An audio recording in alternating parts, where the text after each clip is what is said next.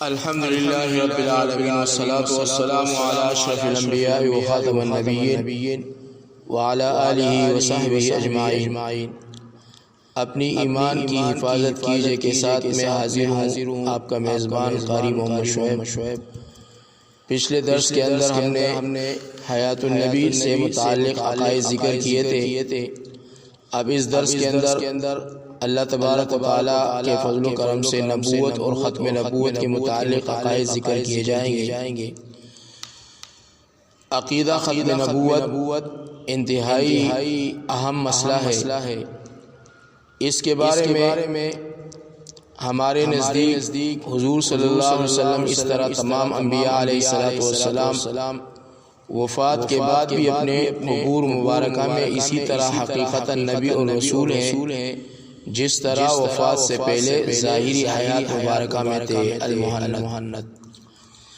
اسی طرح عقیدہ نمبر 2 کے اندر علماء اہل سنت والجماعت لکھتے ہیں ہمارا اور ہمارے مشائخ کا عقیدہ یہ ہے کہ حضور اکرم صلی اللہ علیہ وسلم تمام مخلوق سے افضل ہے اور اللہ جل شانہ سے قرب میں کوئی شخص آپ صلی اللہ علیہ وسلم کے برابر تو کیا قریب بھی نہیں ہو سکتا۔ آپ صلی اللہ علیہ وسلم تمام انبیاء اور تمام پیغمبروں کے سردار اور خاتم النبیین ہے۔ المحنت صفحہ نمبر 20۔ اسی طرح تیسرے عقیدے کے اندر علماء نے لکھا ہے ہمارا اور ہمارے مشائخ کا عقیدہ یہ ہے کہ ہمارے سردار حضرت محمد مصطفیٰ احمد مجتبیٰ خاتم النبیین صلی اللہ علیہ وسلم کے بعد کوئی نبی نہیں، اور یہ ثابت ہے قرآن اور حدیث اور اجماع امت سے۔ جو اس کا منکر ہے وہ ہمارے نزدیک کافر ہے۔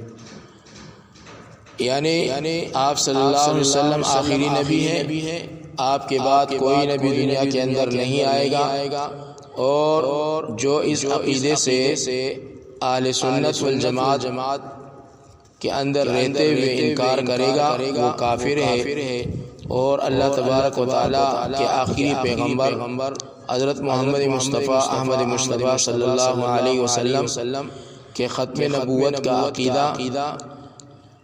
عقیدے پر اپنا ایمان رکھے۔ اللہ تبارک و تعالیٰ ہمیں عمل کی توفیق عطا فرمائے۔ وآخر دعوانا ان الحمد للہ رب العالمین۔